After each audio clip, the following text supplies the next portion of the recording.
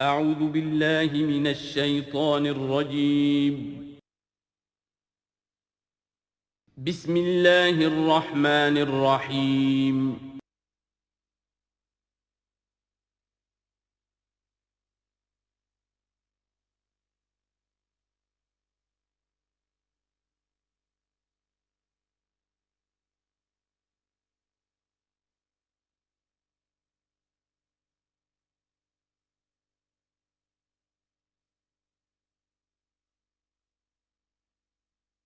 نحمده ونصلي على رسوله الكريم اما بعد فاعوذ بالله من الشیطان الرجیم بسم اللہ الرحمن الرحیم ایها الذین آمنوا انفقوا مما رزقناکم من قبل ان یأتی یوم لا بیع فیہ ولا خلة ولا شفاعة والکافرون هم الظالمون اللہ لا الہ الا ہو الحی القیوم لا تأخذہ سنة ولا نوم لہ ما فی السماوات وما فی الارض من ذا الذی یشفع عنده الا بإذنہ یعلم ما بین ایدیہم وما خلفہم ولا یحیطون بشیء من علمہ الا بما شاء وسع کرسیہ السماوات والارض ولا یؤودہ حفظہما وہو العلی العظیم صدق اللہ العظیم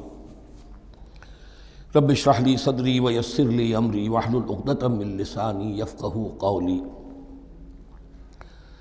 تقریباً 2 رکوعوں پر مشتمل معاملہ طالوت و جالوت کا وہ ہم پڑھ چکے ہیں، اور یہ گویا کہ اب غزوہ بدر کے لیے ذہنی اور نفسیاتی تیاری ہو رہی ہے، اور غزوات کے لیے جیسا کہ میں نے عرض کیا جہاں سرفروشی کی ضرورت ہے وہاں انفاق مال کی بھی ضرورت ہے، تو اب یہاں بڑے زوردار انداز میں پھر انفاق کی طرف توجہ دلائی جا رہی ہے۔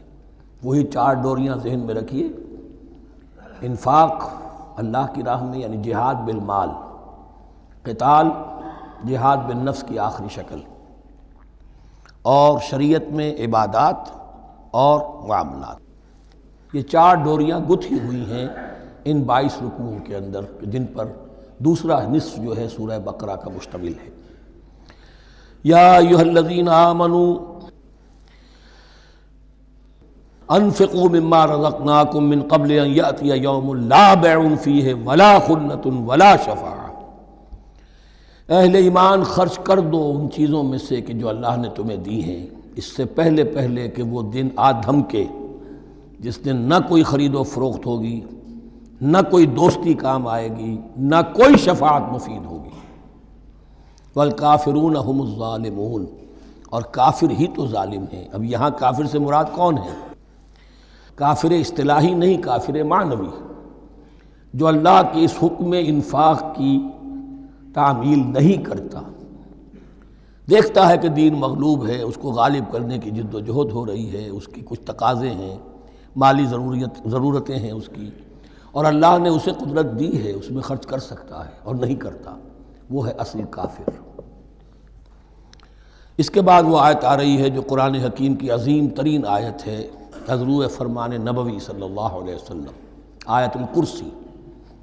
اس کا تو نام بھی چونکہ معروف ہے، میں نے جو آپ کو بڑے بڑے حکمت کے موتی اور بڑے بڑے پھول آپ کو گنوائے ہیں، آیت الآیات، آیت البر، آیت الاختلاف، اور اب یہ ہے آیت الکرسی، توحید کے عظیم ترین خزانوں میں سے ہے۔ ہی سیدۃ آیات القرآن، حضور نے فرمایا یہ تمام آیات قرآنی کی سردار ہے۔ جس طریقے سے آیہ بر اور سورۃ العصر میں ایک نسبت ہے کہ ہدایت اور نجات کی شرائط ساری کی ساری ایک چھوٹی سی صورت میں اللہ نے جمع کر دی، والعصر ان الانسان لفی خسر الا الذین آمنوا وعملوا الصالحات وتواصوا بالحق وتواصوا بالصبر، لیکن اس کی تفصیل ایک آیت میں آئی، وہ آیت البر ہے۔ چنانچہ جو منتخب نصاب ہم نے مرتب کیا ہے دعوت قرآن کے لیے، میں پہلا درس سورۃ العصر کا ہے اور دوسرا درس آیت البر کا ہے۔ جو نسبت سورۃ العصر میں ہے کہ وہ سورت ہے، یہ آیت ہے، لیکن اس آیت میں کئی صورتیں نکل سکتی ہیں حجم کے اعتبار سے سورۃ العصر کے برابر۔ یہی نسبت ہے سورہ اخلاص میں، 4 آیتیں، توحید کا عظیم ترین خزانہ. اور یہ آیت الکرسی، یہ آیت ہے. سورہ اخلاص اس میں 4 بن جائیں گی حجم کے اعتبار سے، لیکن اسے حضور نے ثلث قرآن قرار دیا ہے. توحید کے موضوع پر جامع ترین سورۃ الاخلاص، لیکن توحید اور خاص طور پر توحید فی الصفات کے موضوع پر عظیم ترین آیت یہ آیت الکرسی ہے. اللہ لا الہ الا ہو، اللہ وہ معبود برحق ہے جس کے سوا کوئی الہ نہیں. بڑا کیٹیگوریکل. الحی القیوم، وہ زندہ ہے از خود اور با خود، اس کی زندگی مستعار نہیں ہے.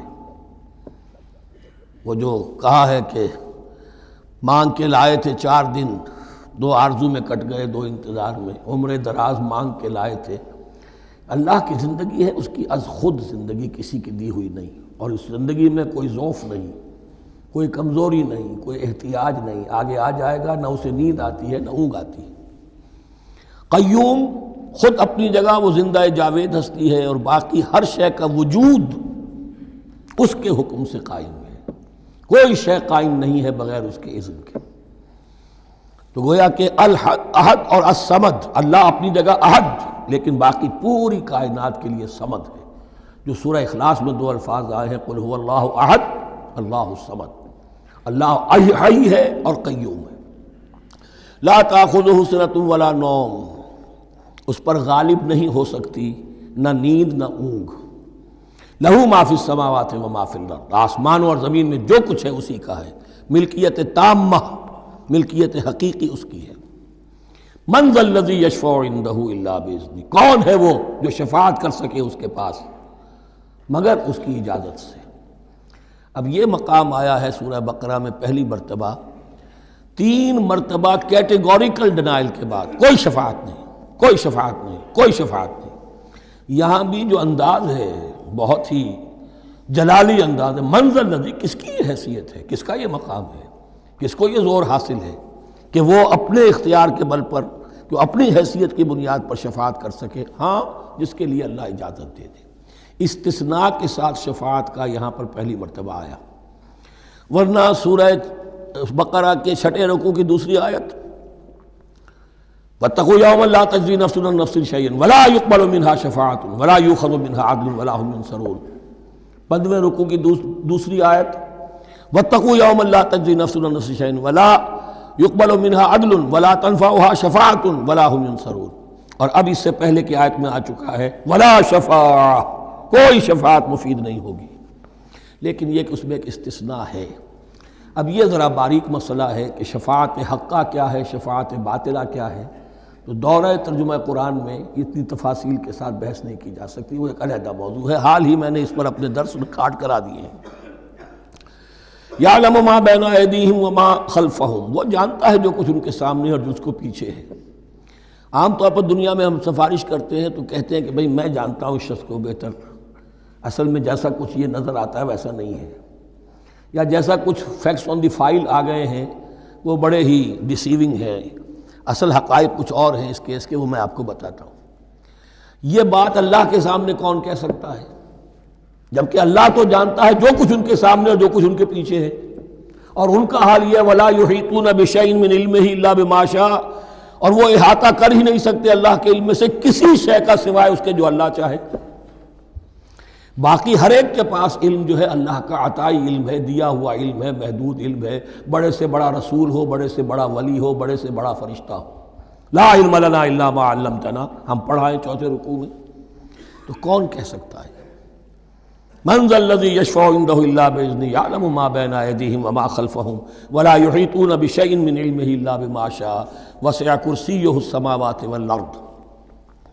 اس کی کرسی تمام آسمانوں اور زمین کو محیط ہے. اب کرسی کے 2 مفہوم یہاں ہو سکتے ہیں. ایک تو یہ کہ اس سے جو معنی مراد ہے یعنی اس کا اقتدار، اس کی قدرت، اس کا جبر، اس کا اختیار، یہ اتھارٹی پوری کائنات کو. ایک یہ بھی ہو سکتا ہے کہ اللہ تعالیٰ کے لیے ہم نہیں جان سکتے، یہ آیات متشابہات میں سے ہیں کہ کوئی شے بھی ہو واقعتاً جس کو ہم اسے کرسی کہہ سکیں. عرش، کرسی، ان سب کے بارے میں یہ دونوں باتیں ذہن میں رکھیے. یہ بھی ہو سکتا ہے کہ ان کی کوئی مجسم حقیقت ہو جو ہمارے ذہن سے ہمارے تخیل سے ماورا ہے، اور یہ بھی ہو سکتا ہے اس سے استعارہ مراد ہو۔ اس کا اقتدار و اختیار آسمانوں اور زمین پر چھایا ہوا ہے۔ ولا یؤودہ حفظہما، اور اسے تکان طاری نہیں ہوتی، اس پر گراں نہیں گزرتا ان دونوں کا تھامنا، ان دونوں کی حفاظت، آسمانوں کی اور زمین کی۔ وہو العلی العظیم، اور وہ العلی ہے، بلند و بالا، اور عظیم ہے، بڑی عظمت والا۔ یہ آیت الکرسی سیدۃ آیات القرآن، تمام آیات قرآنی کی سردار، اور توحید الہی کا ایک بہت بڑا خزانہ۔ لا اکراہ فی الدین، دین میں کوئی جبر نہیں ہے، یعنی یہ کہ کسی بھی شخص کو نہ کبھی جبراً مسلمان بنایا جائے گا، نہ کبھی بنایا گیا۔ استثناءات ہو سکتے ہیں، کسی کا ذاتی کوئی عمل ہو، فعل ہو، کسی نے کیا ہو۔ اسلام میں کسی فرد کو جبراً مسلمان بنانا حرام ہے، لیکن اس آیت کا یہ مطلب نکال دینا کہ نظام باطل کو بھی ختم کرنا جو ہے، اس میں کوئی طاقت استعمال نہیں ہو سکتی، یہ حماقت ہے پرلے درجے کی۔ نظام باطل نظام ظلم ہے، ایکسپلائٹ کر رہا ہے لوگوں کو، اللہ اور بندوں کے درمیان حجاب بن گیا ہے، پردہ بن گیا ہے۔ نظام کو طاقت کے ساتھ ختم کرنا فرض ہے مسلمان کا۔ طاقت نہیں ہے تو ٹھیک ہے، طاقت حاصل کرنے کی کوشش کرتا رہے، لیکن جو مسلمان نظام باطل کو ختم کرنے کی آرزو اور ارادے سے خالی ہے، اس کے دل میں یہ ارادہ نہیں ہے، اس کے دل میں ایمان نہیں ہے۔ طاقت اور جبر نظام کو ختم کرنے پر صرف کیا جائے گا، کسی فرد کو مجبوراً مسلمان نہیں بنایا جائے گا۔ یہ ہے اصل میں اس آیت کا مفہوم۔ لا اکراہ فی الدین قد تبین الرشد من الغی، رشد، ہدایت واضح ہو چکی ہے کجی سے۔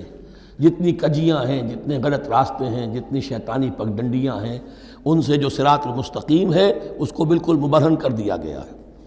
فمن یکفر بالطاغوت، تو جو کوئی بھی طاغوت کا انکار کرے گا، دیکھیے اللہ پر ایمان لانے سے پہلے طاغوت کا انکار ضروری ہے۔ جیسے لا الہ الا اللہ، تو طاغوت، اور طاغوت کون ہے؟ طغا سے سرکش، جس نے اپنی حاکمیت کا اعلان کیا وہ طاغوت، جس نے غیر اللہ کی حاکمیت کو تسلیم کیا وہ طاغوت، اس کے تحت بننے والے سارے انسٹیٹیوشنز طاغوت، جو بھی ادارے ہوں، چاہے کتنے ہی خوشنما ادارے ہوں۔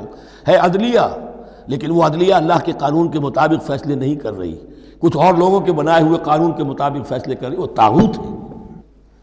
جو بھی اللہ کے حدود بندگی سے تجاوز کرتا ہے وہ طاغوت ہے۔ طغیانی کسے کہتے ہیں؟ پانی دریا کی حدوں میں بہہ رہا ہے، لیکن جب وہ اپنی حدوں سے نکلا طغیانی پہ ہے۔ دریا کو اپنی موج کی طغیانیوں سے کام، کشتی کسی کی پار ہو یا درمیان رہے، اسے اس کی کیا فکر ہے؟ تو طغا اور بغا، یہ دونوں بڑے قریب کے الفاظ ہیں، بغاوت اور طغیانی۔ فمن یکفر بالطاغوت، طاغوت کا انکار، جو کوئی کفر کرے طاغوت کے ساتھ، وَيُؤْمِن بِاللَّهِ، اور پھر اللہ پر ایمان لائے۔ طاغوت سے بھی دوستی، اللہ پر بھی ایمان، اللہ کے دشمنوں سے بھی یارانہ، اور اللہ کے ساتھ بھی وفاداری کا دعویٰ، یہ چیز نہیں چل سکتی، یہی منافقت ہے۔ یکسو ہو جاؤ، حنیفاً مسلماً، فقد استمسک بالعروۃ الوثقی، جس شخص نے یہ کام کر لیا، طاغوت کی نفی اور اللہ پر ایمان، اس نے تو مضبوط کنڈا تھام لیا۔ تو سمجھئے کہ اگر کوئی شخص کسی جہاز، سمندری جہاز میں عرشے پر سے گر جائے، تیرنا بھی نہ آتا ہو، کسی طرح ہاتھ پاؤں مار کر وہ کسی کنڈے کے اوپر اگر ہاتھ اس کا پڑ گیا، تو اب وہ سمجھتا ہے کہ اس کو میں نہیں چھوڑوں گا، میری جان اسی سے وابستہ ہے، زندگی اسی سے ہے۔ تو وثقہ، وہ کنڈا اگر کمزور ہے تو پھر گیا، وہ اس کے وزن سے کنڈا ہی نکل گیا، لیکن وہ کنڈا کہ جو مضبوط ہے، فقد استمسک بالعروۃ الوثقی، اس نے تو بڑے مضبوط کنڈے پر ہاتھ ڈال دیا ہے، یعنی طاغوت کا انکار اور اللہ پر ایمان، اس نے تھام لیا ہے بہت مضبوط کنڈا۔ اسی لیے ایک حدیث میں آتا ہے اوثق العریٰ کلمۃ التقویٰ، یہ جو عروہ کی جمع ہے عریٰ، اور وثقہ اوثق جو ہے اس کا مذکر ہوگا۔ تمام کنڈوں میں سب سے بڑا مضبوط کنڈا جو ہے وہ تقویٰ کا کنڈا ہے، اس کو تھامو مضبوطی کے ساتھ۔ لا اکراہ فی الدین قد تبین الرشد من الغی فمن یکفر بالطاغوت ویؤمن باللہ فقد استمسک بالعروۃ الوثقی لن انفصام لہا، وہ کبھی علیحدہ ہونے والا، ٹوٹنے والا نہیں ہے، یہ کنڈا بہت مضبوط ہے۔ واللہ سمیع علیم، اللہ سب کچھ سننے والا، جاننے والا ہے۔ اللہ ولی الذین آمنوا یخرجہم من الظلمات الی النور، ایمان در حقیقت ایک دوستی کا رشتہ قائم کرتا ہے اللہ اور بندے کے درمیان۔ اللہ ولی ہے اہل ایمان کا، یہ ولایت باہمی ہے، دو طرفہ ولایت ہے۔ بندہ اللہ کا ولی بن جائے، ولی اللہ، الا ان اولیاء اللہ لا خوف علیہم ولا هم یحزنون، اللہ بندے کا ولی ہے، دوستی دو طرفہ ہے۔ اللہ ولی الذین آمنوا یخرجہم من الظلمات الی النور، اللہ پشت پناہ ہے، مددگار ہے، دوست ہے ان کا کہ جو ایمان لائے اور انہیں نکالتا رہتا ہے ظلمات، اندھیروں کے مختلف شیڈز میں سے نور کی طرف۔ یہ آپ نوٹ کریں گے قرآن میں نور ہمیشہ تنہا آتا ہے، واحد، انوار کا لفظ قرآن میں نہیں ہے۔ نور ایک حقیقت واحدہ ہے، لیکن ظلمات ہمیشہ جمع میں آئے گا، اس کے شیڈز مختلف ہیں، شیڈز آف ڈارکنس، بہت گہری ڈارکنس ہے، ذرا اس سے کمتر ہے، اس سے کمتر ہے۔ تو جتنے بھی شیڈز ہیں، کفر کا ہے، شرک کا ہے، الحاد کا ہے، مادہ پرستی کا ہے، ایگنوسٹسزم کا ہے، لا ادریت کا ہے، جتنے بھی فلسفے غلط ہیں، جتنے بھی نظریات غلط ہیں، جتنے بھی عمل کی غلط راہیں ہیں، ان سب کے اندھیاروں سے نکال کر اللہ تعالیٰ اہل ایمان کو ایمان کی روشنی کے اندر لاتا رہتا ہے۔ والذین کفروا اولیاءہم الطاغوت، ان کے برعکس جنہوں نے کفر کیا ان کے پشت پناہ اور ساتھی اور مددگار ہیں اب طاغوت۔ یخرجونہم من النور الی الظلمات، اور وہ ان کو نکالتے رہتے ہیں تدریجاً، اور نور کا کہ تھوڑی بہت رمق ملا بھی تھا انہیں نور کا تو ان سے محروم کر کے ظلمات، یخرجونہم من النور الی الظلمات، نور سے ظلمات کی طرف نکالتے رہتے ہیں۔ اولئک اصحاب النار هم فیہا خالدون، وہ ہیں آگ والے، اس میں ہمیشہ ہمیش رہیں گے۔ اللہم اجعلنا من عبادک المؤمنین، اللہم اخرجنا من الظلمات الی النور، آمین یا رب العالمین۔ اب اس کے بعد یہ بڑی عظیم آیت جو آئی ہے توحید کی، اور اس کے بعد یہ بھی اپنی جگہ بڑی عظیم آیات ہیں حکمت اور فلسفہ دین کے اعتبار سے۔ اس کے بعد کچھ واقعات دیے جا رہے ہیں، حضرت ابراہیم علیہ السلام کی زندگی کا ایک واقعہ اور حضرت عزیر علیہ السلام کی زندگی کا واقعہ۔ الم تر الی الذی حاج ابراہیم فی ربہ ان آتاہ اللہ الملک، کیا تم نے دیکھا اس شخص کو جس نے کہ محاجہ کیا تھا، مناظرہ کیا تھا، حجت بازی کی تھی ابراہیم سے، اس وجہ سے کہ اللہ نے اسے بادشاہی دی ہوئی تھی، نمرود۔ یہ ذہن میں رکھیے کہ نمرود اصل میں لقب تھا، کسی کا نام نہیں تھا، جیسے فرعون مصر کے بادشاہوں کا لقب ہے، فرعونہ۔ نماردہ جو ہے یہ عراق کے بادشاہ تھے، بیبیلونیا۔ تو حضرت ابراہیم کی پیدائش بھی شہر ار میں ہوئی تھی کہ جو بیبیلونیا کا ایک شہر تھا عراق کا، اور وہاں بادشاہت تھی نمرود کی۔ جیسے فرعون نے مصر میں دعویٰ کیا تھا اپنی بادشاہی کا اور اپنی خدائی کا، اور یہ ہے سیاسی بادشاہی، یہ نہیں کہ ہم نے دنیا پیدا کی ہے، مطلب یہ کہ اختیار مطلق ہمارے ہاتھ میں ہے، ہم جس چیز کو چاہیں غلط قرار دے دیں، جس چیز کو چاہے صحیح قرار دے دیں۔ یہی ہے اصل میں خدائی اختیار ہاتھ میں لے لیا۔ اللہ کا حق ہے تحلیل و تحریم، کسی شے کو حلال کرنا، کسی کو حرام قرار دینا، اختیار واحد اللہ کے ہاتھ میں ہے۔ جس شخص نے بھی اپنے ذمے لے لیا، قانون سازی کا اختیار لے لیا اللہ کے قانون سے آزاد ہو کر، وہی طاغوت ہے، وہی شیطان ہے، وہی نمرود ہے، وہی فرعون ہے۔ تو اس نے، وہ نمرود نے کہا، محاجہ کیا، اس قال ابراہیم ربی الذی یحیی و یمیت، میرا رب تو وہ ہے جو زندہ کرتا ہے اور مارتا ہے۔ قال انا احیی و امیت، انہوں نے کہا میں بھی کر سکتا ہوں۔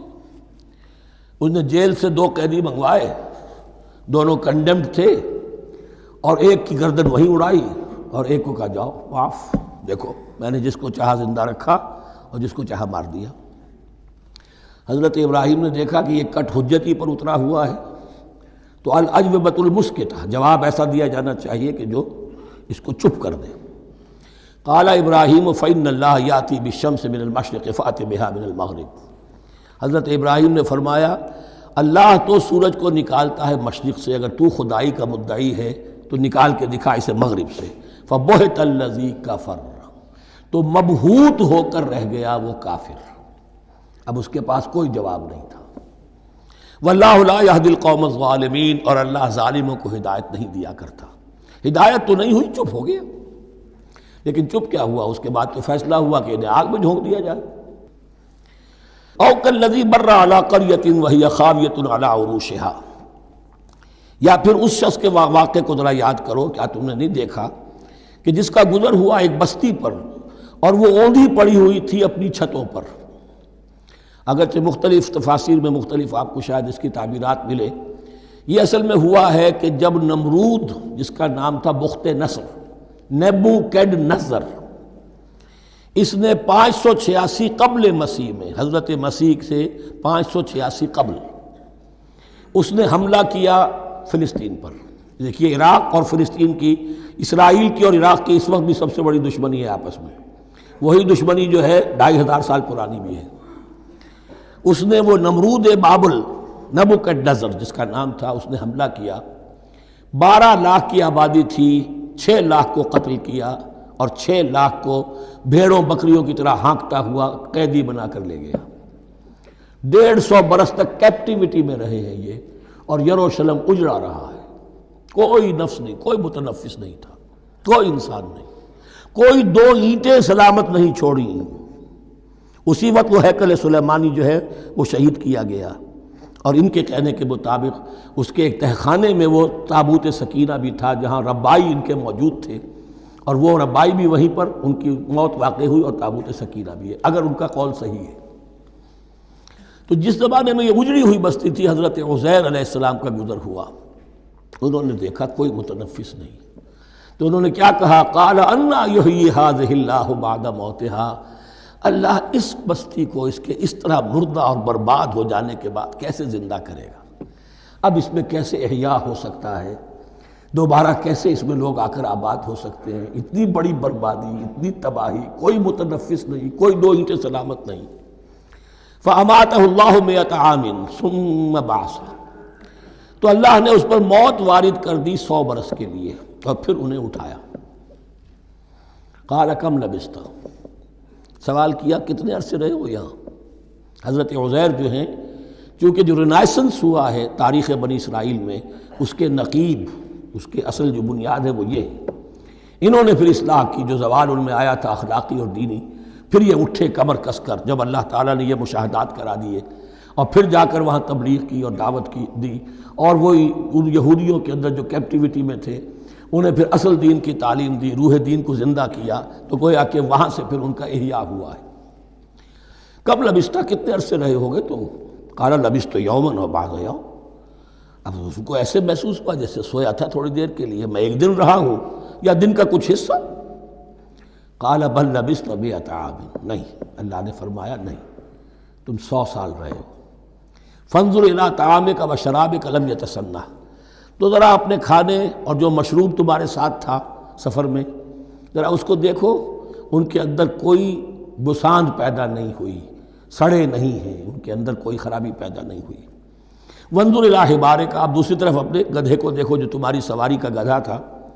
وَلَنَجْعَلَكَ آیَةً لِلنَّاسِ، وہ بالکل ختم ہو چکا تھا، اس کی ہڈیاں ہی رہ گئی تھیں، گوشت گل چکا تھا، کچھ نہیں تھا، 100 برس۔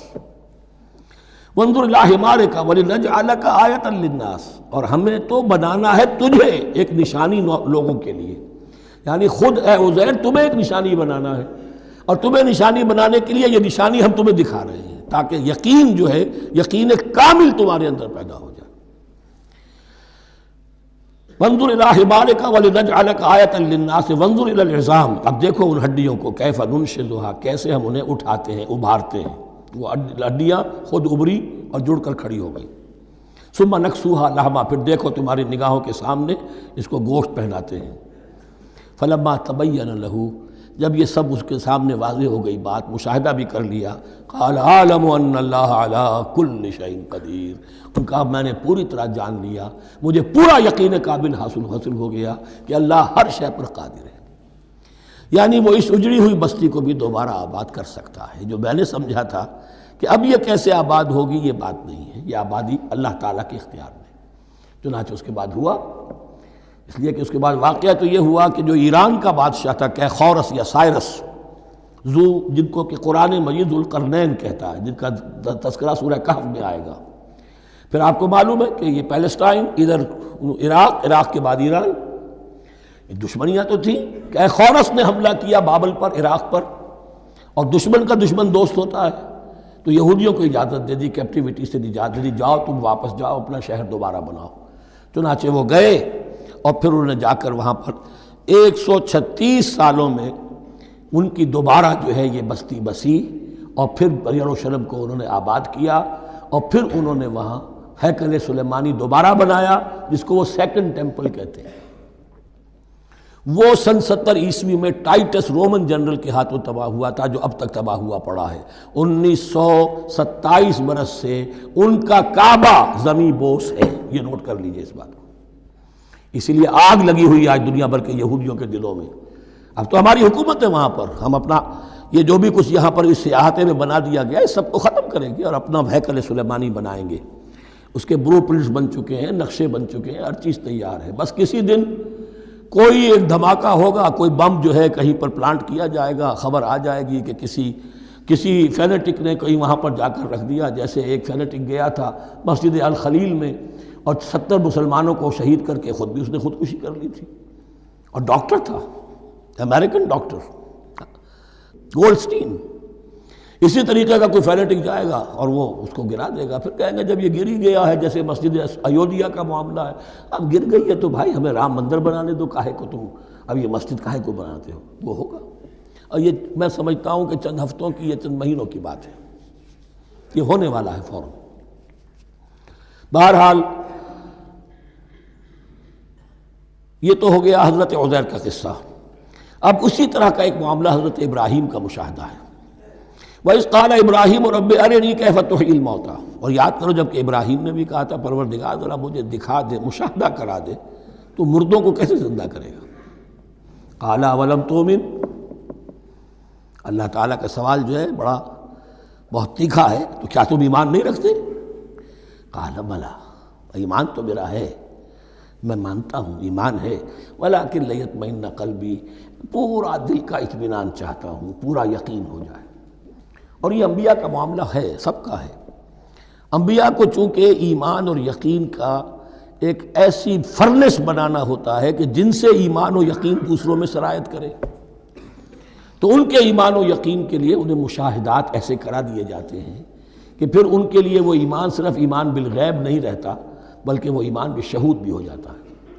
کذالک نری ابراہیم ملکوت السماوات والارض، اسی طرح ہم نے دکھائے ابراہیم کو آسمان اور زمین کے ملکوت، جو بھی ہماری حکومت ہے، جو وہ مخفی حکومت ہے، جو کاسمک ایک اسٹیٹ ہے، اس کی گورنمنٹ ہے، اور اس کے تمام اہلکار ہیں، فرشتے ہیں، ہم نے مشاہدہ کرایا ابراہیم کو۔ حضور کو اسی لیے شب معراج میں لے جایا گیا کہ ہر شے کو اپنی آنکھوں سے دیکھ لیں، تو وہ یقین کامل پھر ہو جاتا ہے کہ جس میں کسی درجے میں بھی پھر تو یہ ہے کہ وہ خود ایک بھٹی بن جاتے ہیں ایمان اور یقین کی۔ قال بلا ولکن لیطمئن قلبی قال فخذ اربعۃ من الطیر فصرهن الیک، تو فرمایا اچھا ٹھیک ہے 4 پرندے لے لو، انہیں اپنے ساتھ ملا لو، ہلا لو کہ وہ تمہارے ساتھ تمہاری آواز سن کر آ جایا کریں۔ ثم اجعل علی کل جبل منہن جزءا، پھر ان کے ٹکڑے کرو اور ہر پہاڑ پر ایک ایک ٹکڑا رکھ دو۔ تو جو تفسیر میں آتی ہیں یہ کہ ان میں سب کا سر علیحدہ کیے، ٹانگیں علیحدہ کی، پر علیحدہ کیے، دھڑ علیحدہ کیے، ایک پہاڑ پر چاروں سر رکھ دیے، ایک پہاڑ پر چاروں کے دھڑ رکھ دیے، ایک پہاڑ پر چاروں کے، اس طریقے سے مختلف اجزاء میں تقسیم کر دیا۔ قال فخذ اربعۃ من الطیر فصرهن الیک ثم اجعل علی کل جبل منہن جزءا، پھر ہر پہاڑ پر ان میں سے ایک ایک حصہ رکھ دو۔ ثم ادعوہن، پھر ان کو ذرا پکارو، وہی سیٹی بجاؤ جو تم بجاتے تھے ان کو بلانے کے لیے۔ ثم ادعوہن یاتینک سعیا، وہ دوڑتے ہوئے آ جائیں گے۔ وَاعْلَمْ أَنَّ اللَّهَ عَزِیزٌ حَکِیمٌ، اور جان لو اس بات کو یقین کے ساتھ کہ اللہ تعالیٰ زبردست ہے، کمال حکمت والا۔ اب 2 رکوع آ رہے ہیں انفاق فی سبیل اللہ پر، اور یہ قرآن مجید کا ذروہ سلام ہے انفاق کے موضوع پر۔ لیکن ان کو پڑھنے سے پہلے نوٹ کر لیجئے کہ اللہ کی رضا جوئی کے لیے اپنا مال خرچ کرنا جو ہے، اس کے لیے دین میں کئی اصطلاحات ہیں۔ کھانا کھلانا، 2 کھانا یطعمون الطعام علی حبہ مسکینا و یتیما و اسیرا، آت المال علی حبہ ذوی القربى والیتامى، ایتاء مال، اعطاء، پھر اس سے آگے آتا ہے صدقہ، زکوٰۃ، انفاق، قرض حسنہ۔ یہ 5-6 ٹرمز ہیں، لیکن ان ٹرمز کے اندر ایک تقسیم ذہن میں رکھیے کہ 2 مدیں ہیں بڑی بڑی اللہ تعالیٰ کی رضا جوئی کے لیے مال خرچ کرنے کی۔ ایک مد ہے غرباء، یتامى، مساکین، محتاج، بیوائیں، ان کے لیے، یعنی ابنائے نو میں سے، یہ آپ کے معاشرے کے اجزاء ہیں، آپ کے بھائی بند ہیں، آپ کے رشتہ دار ہیں، آپ کے اعزاء و اقرباء ہیں، ان کے لیے خرچ کرنا۔ تو یہ بھی اللہ کو بہت پسند ہے، اس کا اجر ملے گا، یہ بھی گویا کہ اللہ تعالیٰ ہی کے لیے آپ نے خرچ کیا۔ ایک عین اللہ کے دین کے لیے خرچ کرنا، انفاق کا لفظ اس کے لیے ہے، اور قرض حسنہ اس کے لیے۔ انفاق مال، انفاق فی سبیل اللہ، اللہ کی راہ میں خرچ کرنا، اللہ کے دین کی دعوت کو عام کرنا، اللہ کی کتاب کے پیغام کو عام کرنا، اللہ کے دین کی دعوت کو اس طرح ابھارنا کہ باطل کے ساتھ زور آزمائی کرنے والی ایک طاقت پیدا ہو جائے، ایک جماعت وجود میں آئے، ان کے لیے اساز و سامان فراہم کیے کرنا تاکہ دین کے غلبے کی ہر مرحلے کے جو تقاضے اور ضرورتیں ہیں وہ پوری ہو سکیں۔ تو جو اس کام میں صرف ہوگا وہ ہے انفاق فی سبیل اللہ، یا اللہ کے ذمے قرض حسنہ۔ تو یہاں اصل میں اس کی بات ہو رہی ہے، انفاق کی۔ مثل الذین ینفقون اموالہم فی سبیل اللہ ہے، مثال ان کی جو اپنے مال خرچ کرتے ہیں اللہ کی راہ میں۔ عام طور پر یہ فی سبیل اللہ جو ہے وہ سبیل پانی کی بنا دی، وہ بھی سبیل ہے، ٹھیک ہے، وہ بھی سبیل تو ہے، نیکی کا وہ بھی راستہ ہے، سبیل اللہ ہے، لیکن یہ کہ فی سبیل اللہ خرچ جو ہے اس کا بالکل مفہوم اور ہے۔ وہ صدقہ ہے، خیرات ہے، زکوٰۃ بھی اصلاً جو ہے وہ غریبوں کا حق ہے، لیکن اس میں بھی ایک مد سبیل اللہ کی رکھی ہوئی ہے۔ اگر تو آپ کے قریب اعزاء و اقارب ہیں، غرباء ہیں، تو ان کا حق فائق ہے، پہلے ان کو دی۔ بہرحال فی سبیل اللہ انفاق۔ مثل الذین ینفقون اموالہم فی سبیل اللہ کمثل حبۃ انبتت 7 سنابل فی کل سنبلۃ 100 حبہ، مثال ان کی جو اللہ کی راہ میں خرچ کرتے ہیں اللہ کے دین کے لیے، ایسے ہے جیسے ایک دانہ کہ اس سے 7 سنبلیں پیدا ہوئیں، 7 خوشیں، 7 بالیاں، یہ 7 سٹے۔ باجرے کا سٹہ ہوگا، کتنے دانے ہوتے ہیں اس میں؟ مکئی کا سٹہ ہے، اس میں کتنے دانے ہیں؟ فی کل سنبلۃ 100 حبہ، اس میں 100 دانے موجود ہیں ہر ایک میں، تو ایک دانے سے 700 دانے وجود میں آ گئے۔ اسی طریقے سے اللہ تعالیٰ جو بھی اس کے دین کے لیے مال خرچ کرے گا اس کے مال میں اضافہ کرے گا، اللہ تعالیٰ ان کو جزا دے گا اور اس کو بڑھاتا رہے گا اپنے ہم۔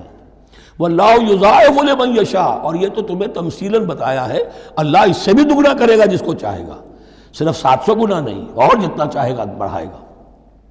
واللہ واسع علیم، اللہ کے خزانوں میں کوئی کمی نہیں ہے، بڑی وسعت والا ہے اللہ، بہت سمائی والا ہے، اور وہ سب کچھ جاننے والا ہے۔ الذین ینفقون اموالہم فی سبیل اللہ، پھر جو لوگ کہ اپنا مال خرچ کرتے ہیں اللہ کی راہ میں، ثم لا یتبعون ما انفقوا منا ولا اذى، پھر جو کچھ وہ خرچ کرتے ہیں اس کے بعد نہ تو تکلیف پہنچاتے ہیں نہ احسان جتاتے ہیں۔ دیکھیے جی، میں نے اس وقت اتنا چندہ دیا تھا، معلوم ہوا کہ میرا حق جو ہے وہ زیادہ ہے، پھر میری بات مانی جانی چاہیے۔ ہم چندے زیادہ دیتے ہیں تو رات میں بات بھی تو ہماری چلنی چاہیے۔ یا اگر کسی جو کارکن کو دیا ہے جو اللہ کے دین کے لیے کام کر رہا ہے، یہ بھی ان 2 رکوعوں کے آخر میں بات واضح ہو جائے گی۔ کوئی شخص ہے اللہ کے دین کے کام میں لگا ہوا، آپ اس کو ساتھ تعاون کر رہے ہیں تاکہ وہ اپنی معاش کے اوپر اپنا وقت نہ لگائے، اپنا پورا وقت جو ہے وہ دین کی خدمت میں لگائے۔ لیکن اب اگر کہیں آپ نے اس کو جتا بھی دیا، اس پر احسان بھی رکھ دیا، کوئی تکلیف دے کلمہ کہہ دیا، تو جو آپ کا اجر و ثواب تھا وہ 0 ہو جائے گا۔ الذین ینفقون اموالہم فی سبیل اللہ ثم لا یتبعون ما انفقوا منا ولا اذى، جو انفاق کرتے ہیں اس کے بعد اس کے پیچھے نہ تو جتلاتے ہیں نہ کوئی اور تکلیف پہنچاتے ہیں۔ لہم اجرہم عند ربہم ولا خوف علیہم ولا ہم یحزنون، ان کا اجر ان کے رب کے پاس محفوظ ہے اور ان کے لیے مغفرت ہے۔ ولا خوف علیہم ولا ہم یحزنون، ان کے اوپر نہ کوئی خوف ہوگا اور نہ کوئی ان کو حزن سے دوچار ہوں گے۔ قول معروف، بھلی بات کہنا، و مغفرہ، اور درگزر کرنا، خیر بہتر ہے من صدقۃ، اس خیرات سے یتبعھا اذی، جس کے بعد کہ اذیت پہنچائی جائے۔ کوئی آپ سے فرض کیجئے کوئی ضرورت کے لیے آئی گیا ہے، کسی نے ہاتھ پھیلا دیا ہے، تو آپ اگر آپ نہیں کر سکتے مدد، قول معروف نرمی کے ساتھ جواب دے دیجئے، معذرت کر لیجئے۔ یا یہ ہے کہ اگر کسی سائل نے آپ کے ساتھ درستی کی ہے تو پھر بھی یہ ڈانٹیے نہیں، وَأَمَّا السَّائِلَ فَلَا تَنْهَرْ، پھر بھی یہ ہے کہ مغفرت، معاف کیجئے۔ یہ کہیں بہتر ہے اس سے کہ دے تو دیا، خیر من صدقۃ یتبعھا اذی، اس کے بعد اسے 2-4 جملے بھی سنوا دیے، کوئی اور سلواتیں بھی سنا دی اسے، تو اس کا کوئی فائدہ نہیں ہوا۔ واللہ غنی حلیم، اللہ تعالیٰ غنی ہے اور حلیم ہے۔ یہ کیوں کہا گیا کہ تم اگر کسی کو دے رہے ہو تو اصل میں اللہ کو دے رہے ہو۔ ایک حدیث میں آتا ہے کہ اللہ تعالیٰ اپنے بندے سے شکایت کرے گا، اے میرے بندے تیرے پاس مال تھا، میں نے تجھ سے مال طلب کیا تھا، میں بھوکا تھا، میں نے تجھ سے روٹی مانگی، تو نے مجھے کھلایا نہیں۔ بندہ کہے اللہ تو غنی ہے، تجھے بھوک، تجھے احتیاج، کہ وہ جو میرا بندہ تھا جو بھوکا تھا، اس نے جو مانگا تھا تجھ سے وہ میں ہی تھا، اصل میرا بندہ تھا۔ الخلق عیال اللہ، تجھ سے کھانے کو نہیں دیا تمہیں، تو گویا کہ مجھے نہیں دیا۔ اے میرے بندے میں ننگا تھا، میں نے تجھ سے میں چاہا کہ میرا سطر ڈھانپ دے، مجھے کوئی لباس دے دے، لیکن یہ کہ تو نے نہیں دیا۔ یہ اسی طریقے سے تو سمجھ لیجئے کہ اللہ تو غنی ہے، جو دے رہے ہو سمجھ لو کہ اللہ کو دے رہے ہو، اور حلیم ہے، وہ حلم والا ہے، فوراً نہیں پکڑتا تمہیں۔ تم جو بھی کرتے ہو، جو دل سے اتری ہوئی شے وہ اللہ کے نام پہ دے دو، جو ردی چیز ہے وہ اللہ کے نام پہ دے دو، تو اللہ تعالیٰ کی غیرت جو ہے اسی وقت اگر جوش میں آ جائے اور تمہیں پیس کے سرما کر دے وہ، تو وہ کر سکتا ہے، لیکن نہیں، حلیم ہے، وہ دیکھتا ہے کہ میری توہین کر رہا ہے، مجھے دے رہا ہے اور یہ دے رہا ہے۔ یا ایھا الذین آمنوا لا تبطلوا صدقاتکم بالمن والاذی، اے اہل ایمان اپنے صدقات کو باطل نہ کر لو، نسیہ منسیہ ہو جاتے ہیں، بالمن والاذی، جتلا کر اور کوئی اذیت بخش بات کہہ کر۔ کالذی ينفق مالہ رئاء الناس، ان لوگوں کی طرح، اس شخص کی طرح جو اپنا مال خرچ کرتا ہے لوگوں کو دکھانے کے لیے، دے تو رہا ہے صدقات، چیریٹی ہاؤس، بڑے بڑے ادارے قائم کر دیے ہیں، یہ کہ سب ریاکاری ہے۔ کوئی سرکار دربار میں رسائی کے لیے فاؤنڈیشنز بنے ہوئے، کچھ اپنے وہ ٹیکس بچانے کے لیے، کچھ اور اپنی ناموری، کیونکہ پھر الیکشن بھی لڑنا ہے۔ یہ سارے کام جو ہوتے ہیں اللہ جانتا ہے کس کی کیا نیت ہے۔ لا تبطلوا صدقاتکم بالمن والاذی کالذی ينفق مالہ رئاء الناس ولا یؤمن باللہ والیوم الآخر، جو ریاکاری کر رہا ہے وہ حقیقت میں ایمان نہیں رکھتا اللہ پر اور یوم آخر پر۔ یہ ریا اور یہ ایمان ایک دوسرے کی ضد ہے، جیسا کہ حدیث بار بار سنا چکا ہوں، من صلی یرائی فقد اشرک، ومن صام یرائی فقد اشرک، ومن تصدق یرائی فقد اشرک۔ جس نے دکھاوے کے لیے نماز پڑھی اس نے شرک کیا، جس نے دکھاوے کے لیے روزہ رکھا اس نے شرک کیا، جس نے دکھانے کے لیے لوگوں کو صدقہ خیرات دیا اس نے شرک کیا۔ ولا یؤمن باللہ والیوم الآخر فمثلہ کمثل صفوان علیہ تراب فاصابہ وابل فترکہ صلدا، تو اس کی مثال اس چٹان کی سی ہے اس پر کچھ تھوڑا سا غبار، کچھ ریت جم گئی تھی، تو اگر کسی چٹان کے اوپر کچھ تھوڑی سی تہ آ گئی ہو مٹی کی، وہاں آپ نے کوئی بیج ڈال دیے، کوئی فصل بھی ہو گئی۔ فاصابہ وابل، اب آیا زوردار ایک بارش کا چھینٹا پڑا، زوردار بھی پڑا، فترکہ صلدا، وہ ساری اوپر کی تھوڑی سی تہ تھی، وہ مٹی بھی بہہ گئی اور آپ کی محنت بھی گئی، وہ آپ کا بیج بھی گیا اور آپ کی فصل بھی گئی۔ وہ چٹان جو ہے چٹیل چٹان وہ اندر سے نکل آئی، یعنی سب کچھ گیا۔ ریاکاری میں اس کا مطلب یہ ہے مال بھی دیا اور حاصل کچھ نہ ہوا، بیج بھی گیا، اور اللہ کے ہاں کسی اجر و ثواب کا سوال ہی نہیں۔ لا یقدرون علی شیء مما کسبوا، جو محنت انہوں نے کی تھی، اس تھوڑی سی مٹی جو جم گئی تھی اس میں بھی کچھ ہل چلایا تھا، کچھ بیج ڈالا تھا، اب اس میں کوئی قدرت انہیں حاصل نہیں ہے، سب کچھ گیا۔ واللہ لا یہدی القوم الکافرین، اور اللہ ایسے کافروں کو ہدایت نہیں دیتا، راہ یاب نہیں کرتا۔ ومثل الذین ینفقون اموالہم ابتغاء مرضات اللہ، اس کے برعکس وہ لوگ، وہی سائملٹینیس کنٹراسٹ، جب ایک ریاکاری کے خرچ کے لیے وہ ایک مثال دی گئی، تمثیل اور تشبیہ دی گئی، تو اب جو واقعتاً اللہ تعالیٰ کے اجر و ثواب کے لیے خلوص و اخلاص کے ساتھ خرچ کرتا ہے اس کے لیے بھی مثال۔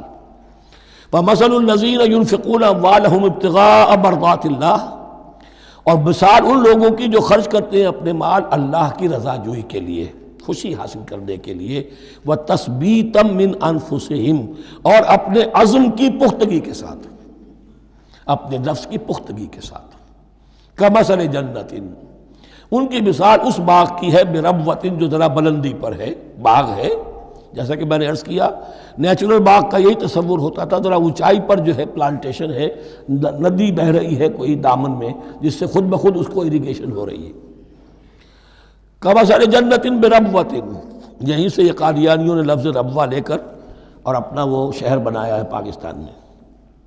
اصابہ وابل، اب اگر اس باغ کے اوپر زوردار منہ آ جائے خوب بارش برسے، فآتت اکلھا ضعفین، تو اس کا پھل جو ہے دگنا ہو جائے گا۔ فإن لم يصبها وابل فطل، اور اگر زوردار میہ نہ آئے، بارش نہ برسے، تو تھوڑا بہت چھینٹا بھی پڑے گا تب بھی اس کا تو بہرحال پھل جو ہے وہ برقرار رہے گا۔ واللہ بما تعملون بصیر، اور جو کچھ تم کر رہے ہو اللہ تعالیٰ اس کو دیکھ رہا ہے۔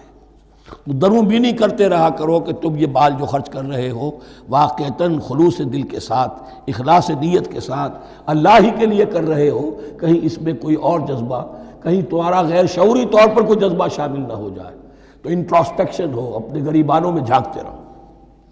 اَیَوَدُّ أَحَدُکُمْ أَن تَکُونَ لَهُ جَنَّةٌ مِّن نَخِیلٍ وَأَعْنَابٍ تَجْرِی مِن تَحْتِهَا الْأَنْہَارُ، کیا تم میں سے کوئی شخص پسند کرے گا کہ اس کا ایک باغ ہو اور کھجور کا درخت ہو اس میں، اور انگور کی بیلیں بھی ہوں، اور اس کے دامن میں ندیاں بہتی ہوں، نیچرل اریگیشن بھی ہے، کھجور کے درخت بھی ہیں، اور بیلوں کی ٹٹیاں لگی ہوئی ہیں انگوروں کی، اور انگوروں کی بیلیں ہیں۔ لہو فیہا من کل الثمرات، اس کے لیے اس باغ میں ہر طرح کا میوہ ہے۔ فاصابہ الکبر، اب اس پر بڑھاپا بھی طاری ہو گیا ہے۔ وَلَهُ ذُرِّيَّةٌ ضُعَفَاءُ، اور اس کی اولاد ہے ابھی چھوٹی عمر کی، کم سن ہے، کمزور ہے۔ فَأَصَابَهَا إِعْصَارٌ، کہ اچانک اس باغ کے اوپر ایک ایسا بگولا، ایک ایسی آندھی آئی جس میں آگ ہے، فِيهِ نَارٌ، کوئی ایسا آگ بھری آندھی آئی، فَأَصَابَهَا إِعْصَارٌ فِيهِ نَارٌ فَاحْتَرَقَتْ، پورا کا پورا باغ جل کر جلس کر رہ گیا۔ کذالک یبین اللہ لکم الآیات لعلکم تتفکرون، اس طرح اللہ تعالیٰ تمہارے لیے اپنی آیات کو واضح کرتا ہے تاکہ تم تفکر کرو۔ یعنی ایک انسان نے ساری عمر سمجھا ہے کہ بڑی میرے نیکی کمائی ہے، میں نے یہ کیا ہے، میں نے فاؤنڈیشن بنایا، میں نے مدرسہ قائم کر دیا، میں نے یتیم خانہ بنا دیا، لیکن یہ کہ اچانک کسی وقت آنکھ کھلے گی، جب آنکھ کھلی گل کی تو موسم تھا خزاں کا، معلوم ہوگا یہ تو کچھ بھی نہیں تھا، یہ تو گویا کہ ایک بگولا آیا سب کو جلا گیا، اس لیے کہ اس میں اخلاص تھا ہی نہیں، اس میں نیت جو ہے اس میں کھوٹ تھا، اس میں ریاکاری تھی، اس میں لوگوں کو دکھانا مقصود تھا۔ پھر حال وہی ہوگا جس طرح کہ وہ بوڑھا اب کفِ افسوس مل رہا، اب کیا کرے، بوڑھا ہو چکا ہے، دوبارہ تو باغ لگا نہیں سکتا، لہذا جب وہ موت آ جائے گی تو گویا کہ اب اس کے لیے موقع نہیں ہے کہ دوبارہ کوئی کام اور کر سکے۔ یا ایھا الذین آمنوا انفقوا من طیبات ما کسبتم ومما اخرجنا لکم من الارض، اے ایمان والو خرچ کرو، اللہ کے لیے دینا ہے، اللہ کے دین کے لیے دینا ہے، اللہ کے نام پر دینا ہے۔ من طیبات ما کسبتم، جو چیز تم نے کمائی ہے اس کی اچھی چیز، پاکیزہ چیز، بہتر چیز تو، ومما اخرجنا لکم من الارض، اور جو کچھ ہم نے نکالا تمہارے لیے زمین سے۔ اب زمین سے ظاہر بات ہے جو بھی نباتات آ رہی ہے، چاہے وہ کوئی چراہ گاہ ہے تو اس کے اندر سے جو ہے وہ بھی ہریاول ہے تو اللہ نے پیدا کی ہے، کھیت کے اندر آپ نے محنت کی ہے، ہل چلایا ہے، بیج ڈالے ہیں، لیکن یہ کہ فصل کا اگانا تو آپ کے کام ہاتھ نہیں ہے، وہ تو اللہ کے ہاتھ میں ہے۔ تو جو کچھ ہم نے نکالا ہے تمہارے لیے، وَمِمَّا أَخْرَجْنَا لَكُم مِّنَ الْأَرْضِ وَلَا تَيَمَّمُوا الْخَبِيثَ مِنْهُ، اور اس میں سے ردی مال کا ارادہ نہ کرو، تنفقون، کہ اسے خرچ کر دو، زکوٰۃ دینی ہے، عشر دینا ہے، تو جو ردی چیزیں ہیں، اب بھیڑوں بکریوں کا غلہ ہے، ان میں سے اتنی بکریاں نکالنی ہیں، اتنی بھیڑیں ہیں، تو اب جو ذرا کمزور ہیں، لاغر ہیں، بیمار ہیں، نقص والی ہیں، گنتی پوری کرنی ہے نا۔ اسی طریقے سے عشر نکالنا ہے تو گندم کا ڈھیر لگا ہوا ہے، اس میں سے کہیں بارش پڑ گئی تھی، وہ نکال دو۔ ولا تیمموا، تیمم کے معنی یہاں نوٹ کر لیجئے، قصد کرنے کے ہیں۔ ولا تیمموا الخبیث منہ، کہ اس میں سے جو ردی مال ہے جو ناپسند ہے اس کا قصد نہ کرو، تنفقون کہ اسے خرچ کرو، وَلَسْتُمْ بِآخِذِيهِ اور تم ہرگز نہیں ہوگے اس کو لینے والے۔ ایسا بھی تو ہو سکتا ہے کہ تم محتاج ہو جاؤ اور تمہیں ضرورت پڑ جائے، پھر اگر تمہیں کوئی ایسی چیز دے گا تو تم قبول نہیں کرو گے۔ وَلَسْتُمْ بِآخِذِيهِ إِلَّا أَن تُغْمِضُوا فِيهِ، اللہ یہ کہ چشم پوشی کرنے پر مجبور ہو جاؤ، احتیاج اس درجے کی ہو کہ جو بھی مل جائے، ردی مل جائے، اچھا مل جائے، نفیس مل جائے، خبیث مل جائے، جو بھی مل جائے چشم پوشی کرو۔ اس کے سوا آدمی جو ہے وہ اپنے طیب خاطر کے ساتھ جو ہے وہ ردی شے قبول نہیں کر سکتا۔ وَاعْلَمُوا أَنَّ اللَّهَ غَنِيٌّ حَمِيدٌ، پھر دیکھیے غنی کا لفظ، جو کچھ دے رہے ہو یہ نہ سمجھو کہ اسے دے رہے ہو، محتاج کو دے رہے ہو، ضرورت مند کو دے رہے ہو، بلکہ یوں سمجھو کہ اللہ کو دے رہے ہو۔ وَاعْلَمُوا أَنَّ اللَّهَ غَنِيٌّ حَمِيدٌ، جان لو کہ اللہ تعالیٰ غنی ہے اور حمید ہے۔ حمید یعنی اپنی ذات میں خود محمود۔ ایک کسی شے کی اچھائی یا حسن یا کمال ایسا ہوتا ہے جسے ظاہر کیا جائے، دیکھو بھائی اس میں یہ خوبصورتی ہے، اور ایک وہ خوبصورتی ہوتی ہے جو از خود ظاہر ہے۔ حاجت مشاطہ نیست صورت دل آرام را، تو اللہ تعالیٰ اتنا ستودہ صفات ہے، اتنا محمود ہے اپنی ذات میں کہ وہ خود بخود محمود ہے، اسے کسی حمد کی حاجت نہیں ہے، از خود محمود ہے۔ الشیطان یعدکم الفقر ویامرکم بالفحشاء، دیکھو شیطان تمہیں ڈراتا ہے اور تمہیں اندیشہ دلاتا ہے فقر کا، مت خرچ کرو، رکھو، کیا پتہ کیا کل کون سا وقت تم پر آ جائے۔ وَيَأْمُرُكُمْ بِالْفَحْشَاءِ اور تمہیں حکم دیتا ہے بے حیائی کے کاموں کا۔ وَاللَّهُ يَعِدُكُمْ مَغْفِرَةً مِّنْهُ وَفَضْلًا، اور اللہ وعدہ کر رہا ہے تم سے اپنی طرف سے مغفرت کا اور فضل کا۔ اب دیکھ لو، رخ روشن کے آگے شمع رکھ کر وہ یہ کہتے ہیں ادھر جاتا ہے دیکھیں یا ادھر پروانہ جاتا ہے۔ اب شیطان کی طرف جانا چاہتے ہو، اس کی بات ماننا چاہتے ہو، خوف رکھتے ہو کہیں ایسا نہ ہو جائے کہ فقر آ جائے مجھ پر، مجھے اپنا مال سنبھال کر رکھنا چاہیے، سینت رکھنا چاہیے، تو تم شیطان کی چال میں آ گئے، تم نے اس کی پیروی کی۔ اور اگر تم نے اپنا اللہ کی راہ میں خرچ کر دیا، اللہ پر اعتماد کرتے ہوئے، وہ میری ساری حاجتیں پوری کرے گا، آج کر رہا ہے کل کرے گا انشاءاللہ۔ تو یہ ہے واللہ یعدکم مغفرۃ منہ وفضلا واللہ واسع علیم، اللہ بہت وسعت والا ہے، اس کے خزانوں کی کوئی محدودیت کا تصور اپنے ذہن میں نہ رکھو، اور سب کچھ جاننے والا ہے۔ یؤتی الحکمۃ من یشاء، لیکن یہ باتیں حکمت کی ہیں، ایک ہے ظاہر ایک ہے باطن۔ باطن جو ہے وہ حکمت سے نظر آتا ہے، ظاہر تو سب کو نظر آ رہا ہے۔ کسی شے کی حقیقت کیا ہے، اہل نظر ذوق نظر خوب ہے، لیکن جو شے کی حقیقت کو نہ دیکھے وہ نظر کیا، وہ حقیقت جس پر عیاں ہو جاتی وہ ہے حکیم۔ اور حکمت اصل میں نام ہے انسان کے عقل اور شعور کی پختگی کا۔ جب محکم ہو گئی عقل، اس کا شعور پختہ ہو گیا، استحکام اسی سے بنا ہے حکمت۔ یؤتی الحکمت، اللہ تعالیٰ یہ فہم کی پختگی، عقل کی پختگی، شعور کی پختگی، حقائق رسی، حقائق تک پہنچ جانے کی صلاحیت دیتا ہے جس کو چاہتا ہے۔ وَمَن یُؤْتَ الْحِکْمَةَ فَقَدْ أُوتِیَ خَیْرًا کَثِیرًا، اور جسے حکمت دے دی گئی اسے تو خیر کثیر عطا ہو گیا، اس سے بڑا تو خیر کوئی اور ہے ہی نہیں۔ وَمَا يَذَّكَّرُ إِلَّا أُولُو الْأَلْبَابِ، اور نہیں نصیحت حاصل کر سکتے مگر وہی لوگ جو ہوش مند ہیں، جو اولو الالباب ہیں، عقل مند ہیں۔ لیکن جو دنیا پر ریجھ گئے ہیں، جن کے سارا دلی اطمینان اسی پر ہے کہ کافی ہے، بینک بیلنس بھی ہے، یہ بھی ہے، وہ بھی ہے، اتنے سٹاکس بھی ہیں، اتنا یہ بھی ہے، اتنا ہمارا جو ہے وہ جو بیلنس شیٹ آئی ہے اس کے ایسیٹس یہ ہیں، اگر اسی پر سارا بھروسہ اور اطمینان ہے تو ظاہر بات ہے وہ اولو الالباب نہیں ہے۔ وَمَا أَنفَقْتُم مِّن نَفَقَةٍ أَوْ نَذَرْتُم مِّن نَذْرٍ، اور جو بھی کچھ تم خرچ کرتے ہو، جو بھی نفقہ، جو بھی خیرات تم دیتے ہو، اور نظر تم من نظرین، اور یا جو بھی نظر تم دیتے ہو اللہ کے نام پر، منت مانگتے ہو، فإن اللہ یعلم، اللہ تعالیٰ اس سب کو جانتا ہے۔ وما للظالمین من انصار، اور یقیناً ظالموں کے لیے کوئی مددگار نہیں ہوں گے۔ ان تبدوا الصدقات فنعما ہی، صدقات کو تو اگر تم کھل کر اعلانیہ دو تب بھی ٹھیک ہے، اور خاص طور پر زکوٰۃ کا تو معاملہ اعلانیہ ہے ہی ہے۔ ان تبدوا الصدقات ظاہر کرو، برملا اعلانیہ دو تو بھی ٹھیک ہے، کم سے کم فقراء کا حق تو پہنچ گیا، کسی کی ضرورت تو پوری ہو گئی۔ وَإِن تُخْفُوهَا، لیکن اگر تم انہیں چھپاؤ، اب یہ ہوگا صدقات نافلہ کے لیے۔ ایک جو صدقات جو ہیں کہ جو لازماً دینے ہیں واجبہ، ان کو تو ان کے لیے اخفاء نہیں ہے، یہ دین کی حکمت کو ذہن میں رکھیے۔ فرض عبادات اعلانیہ ادا کی جائیں گی۔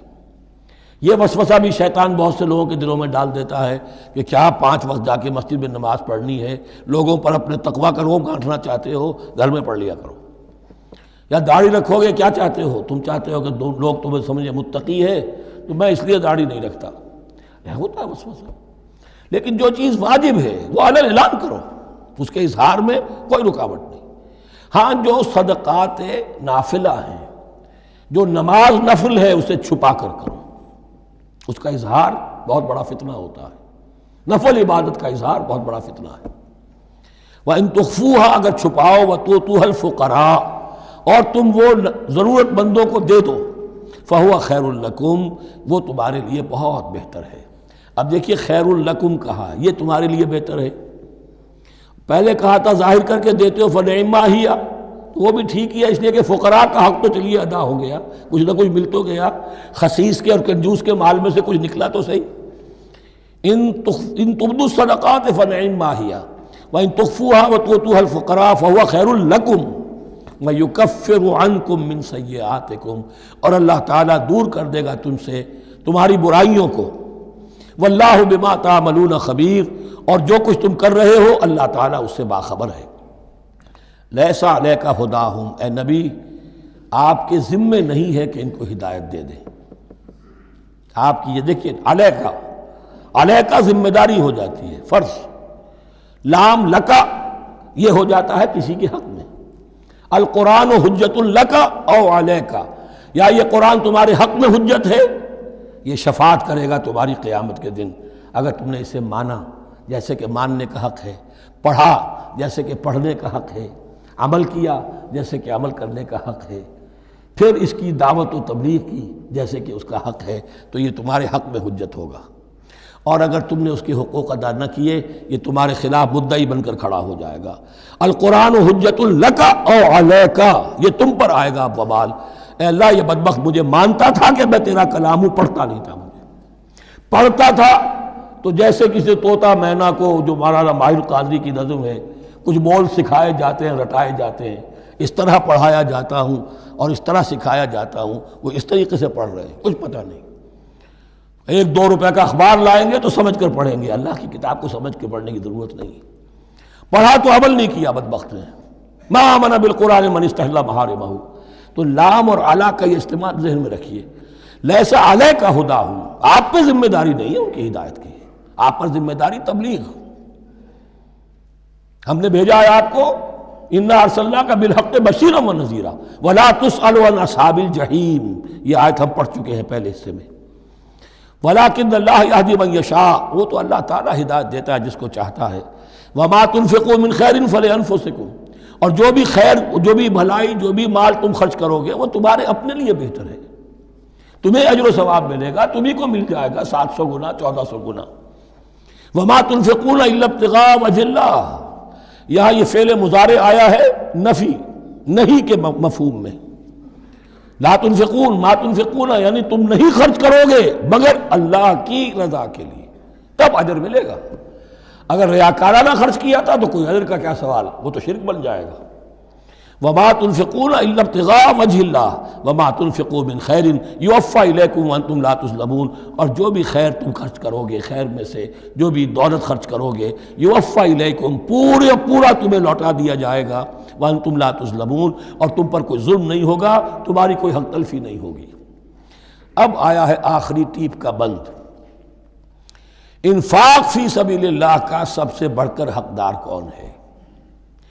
للفقراء الذین احصروا فی سبیل اللہ، وہ ضرورت مند کہ جو گھر کر رہ گئے اللہ کی راہ میں، جیسے اصحاب صفہ تھے، بیٹھے ہوئے ہیں، کوئی کام نہیں کر رہے، حضور سے علم سیکھ رہے ہیں، اور جہاں جہاں سے دعوت آ رہی ہے کہ حضور بھیجیے ہمارے ہاں کوئی مبلغین، وہاں سے ان کو بھیجا جا رہا ہے۔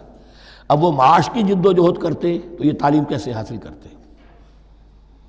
یا اسی طرح دین کی کوئی خدمت ہے، کوئی آپ نے تحریک اٹھائی ہے، اب اس میں آپ کو کچھ نہ کچھ کارکن تو چاہیے، ان کارکنوں کی بھی تو آخر معاش کا ہے درجہ۔ اگر وہ سارا 8 گھنٹے دفتروں میں کھائیں اور وہاں ڈانٹیں بھی سنیں افسروں کی، اور پھر 2 گھنٹے جانا 2 گھنٹے آنا، اب وہ کون سا وقت نکالیں گے دین کے کام کا؟ کیا کریں گے؟ کہاں سے وقت آ جائے گا؟